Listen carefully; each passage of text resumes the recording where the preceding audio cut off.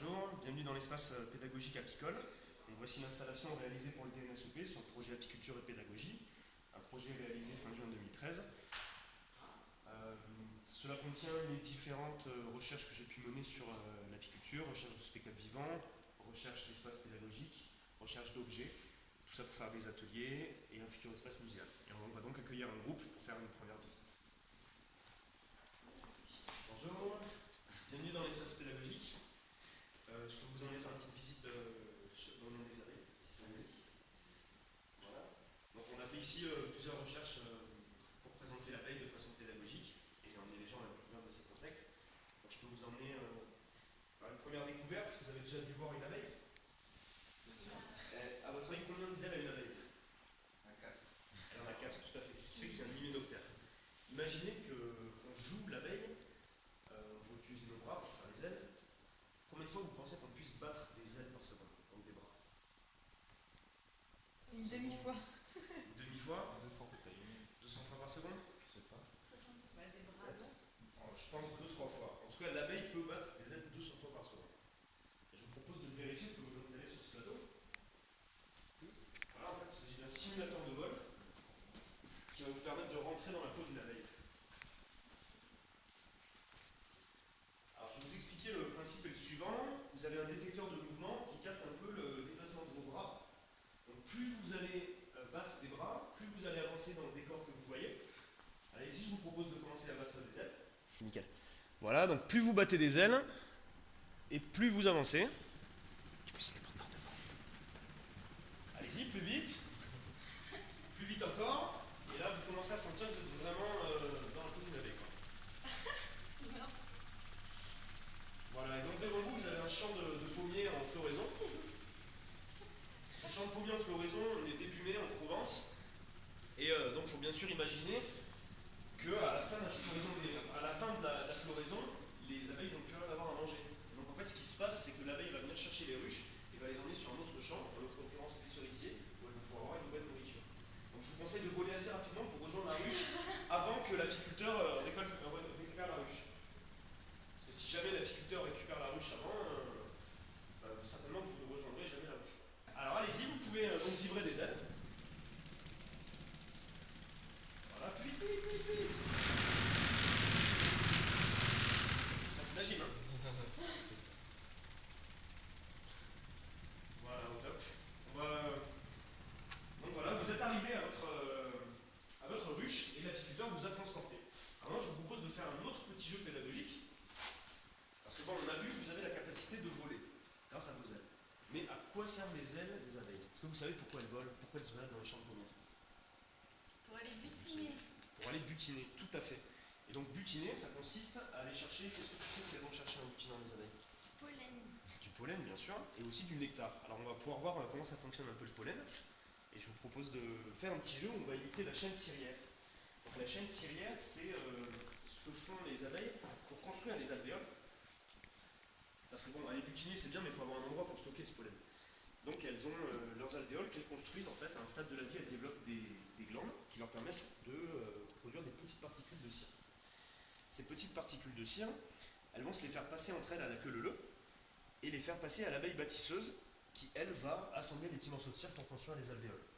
Donc ce que je vous propose, dès à présent, c'est de devenir vous-même des abeilles bâtisseuses. Je vais donc vous remettre à chacun une petite plaque de cire. Allez. Et donc grâce à ça, on peut construire des alvéoles. Alors maintenant, on a réussi à construire un alvéole qui nous suffira pour notre récolte du jour. Il nous faudrait donc maintenant, voilà, celle-là on le coupera. Il nous faudrait donc une abeille butineuse. Qui veut être l'abeille butineuse parmi vous? Vous as l'air autant que une super butineuse. Margot, tu vas être la magasinière. Sinon, Jérôme, tu as aussi une casquette assez apicole. Ok. Donc on a disposé un tournesol dans cette salle qui contient du pollen. Et donc Isée va aller butiner et ramener le pollen qu'elle va faire passer à l'abeille magasinière. C'est moi le magazine. Je suis l'abeille magasinière. Et l'abeille magasinière va donc stocker le pollen dans l'alvéole. Voilà, bravo Jérôme. Tu es l'abeille magasinière. Ouais. Donc alors on pourrait se demander maintenant, on a tout un stock de pollen, mais à quoi va nous servir ce pollen? Pourquoi elle butine du pollen? c'est qui a une idée? Pour nourrir les larves. Peut-être bien pour nourrir les larves, on connaît beaucoup de choses sur les larves. Et en effet, le pollen sert à nourrir les larves. Lorsque la reine pond des petits œufs, elle pond un œuf qui fait environ 1,5 mm. Pardon, excuse-moi. Voilà, donc l'abeille pond un œuf qui fait environ 1,5 mm, qui est droit, et qu'elle pond au fond d'un alvéole. Cet alvéole, en grandissant, regarde là, tu peux approcher de la Jess. Filmer ça en gros plan, je pense que c'est cool. Donc cet œuf, en grandissant, commence par s'onduler et grossit jusqu'à devenir une grosse larve.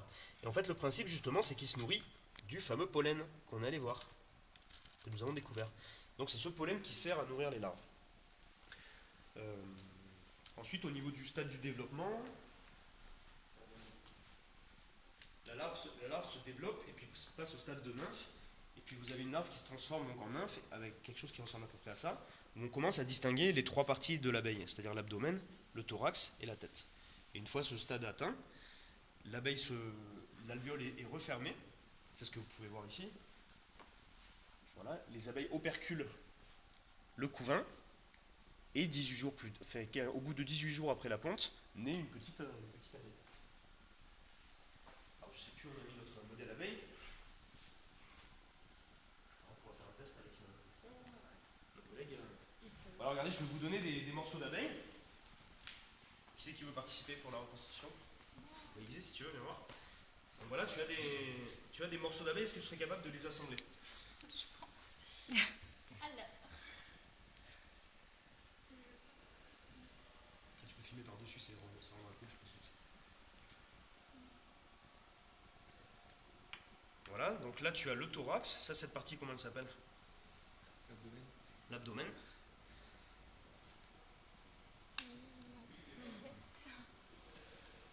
Tout à fait, la tête. Et pour finir, les ailes.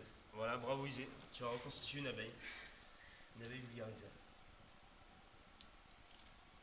Donc voilà, maintenant tu peux t'envoler et la accompagner si tu veux à son poste de présentation, en faisant de présentation.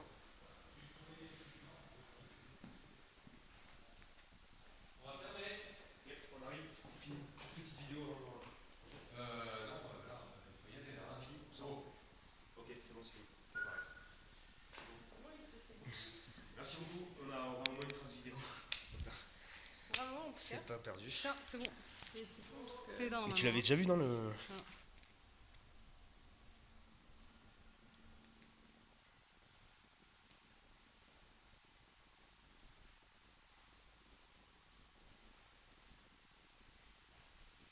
les as démontés aujourd'hui. Je l'avais monté dans mon petit. Enfin, surtout l'ordi, il a été monté. Qui c'est qui doit le faire? Il y en a un autre qui arrive. Il y a Charlie, il va prendre dessus. Salut Margot. Je crois qu'il y a des visiteurs qui arrivent, Jess.